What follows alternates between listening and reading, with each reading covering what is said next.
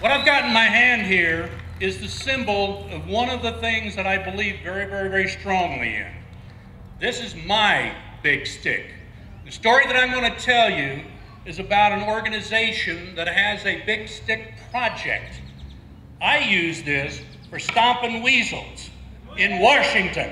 Now, I don't know what weasels have done that, get that bad rap. But this is what I am going to use as my symbol of getting rid of them. Now, I have my teleprompter here. Not quite as smooth as the VO. But I want to ask you a question. I want to ask you, you don't want me to do that. I want to ask you a question. With everything that's been going on, with all of the talk that you've heard so far, have you had enough? I've had enough. When I went to the March 15th Glenn Beck presentation, there were over 100 people there that had had enough. And they were madder than heck, and they weren't going to take it anymore. When I went to the April 4th rally down in Houston, there were hundreds of people there. They were madder than heck, and they weren't going to take it anymore. I went to the April 15th Tea Party rally, and I heard thousands. They say 11,000 people there at that Tea Party in Houston. I can believe it. We had them packed in. You're right. They had had enough.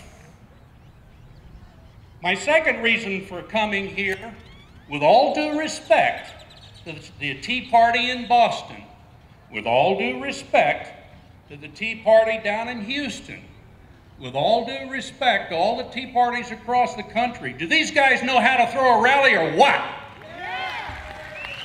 Conroe knows how to do it, because they've got hundreds of people here that are fired up and they're madder than heck, and they're not going to take it anymore. I want to give you a report. Things that are going on in Washington, D.C. That's why we're here. It's not a good thing. In 2006, the congressional approval record was about 12 to 13%. Now, if I had a 12 to 13% approval record, I'd get my fired. But over 94% of the incumbents got reelected. Something wrong there. In 2008, the congressional approval rating had dropped to 9%. Never in history has the congressional approval rating been in single digits, and 96% of the incumbents got reelected. Now let me ask you a question. Do you think they figured out something? How they can ignore us and still get reelected?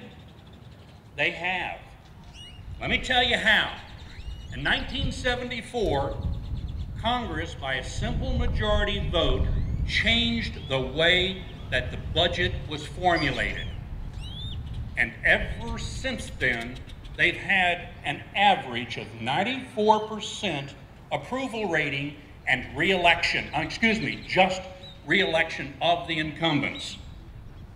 Now, by doing that, they figured out how to take the maximum amount of money out for themselves, called earmarks, and for special interest groups.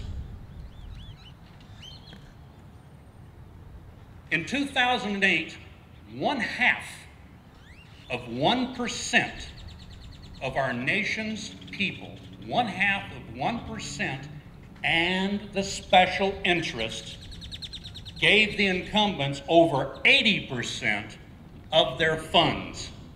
Now, there's no place that you can go that you can see that 80%, but it's out there. It's all public information. You just have to do a lot of digging, and I'll tell you about that in a second. Now, if they can get 1/2% of the people to give them all of the money that they keep confusing us with their mainstream media, and who believes them anymore, advertisements, then why should they pay any attention to us the other 80% that only, or excuse me, 99% of us that only gave them 20% of their funding. They found out something they don't want us to know about. Now, in the crowd here, I've seen a bunch of veterans. Will all of the veterans hold up their hand? Well, all of the, absolutely, absolutely. Now, are there any here that are still in the service? Hold up their hand. Are there any here that have relatives in the service? Loved ones, sons, daughters, uncles. Right, give them a round of applause because they're the ones that are fighting for our freedoms. Now let me ask you a question. Is what Congress doing to us, is that what they're fighting for? No! Heck no. We're madder than heck and we're not going to take it anymore. Now, my fourth point is really about my big stick in the project. There's a guy in Congress by the name of Jason Chaffetz, C-H-A-F-F-E-T-Z. Anybody watching Glenn Beck probably knows about him. Jason was just elected from Utah. He was outspent by his Republican incumbent 6-1. His Republican incumbent had all of the endorsements. The president, the other representatives and senators in the state of Utah, the governor, the newspapers, the TV stations. Yet Jason Chaffetz won by 20%. Now, how did he do that? Look around you.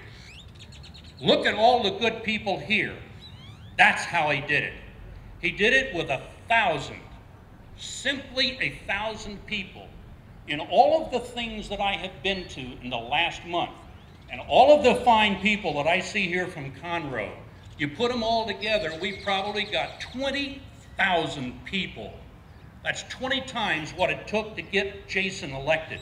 Now, they weren't all the ones that were voting, but they were the ones that were madder than heck and not going to take it anymore. They were the ones that were fired up.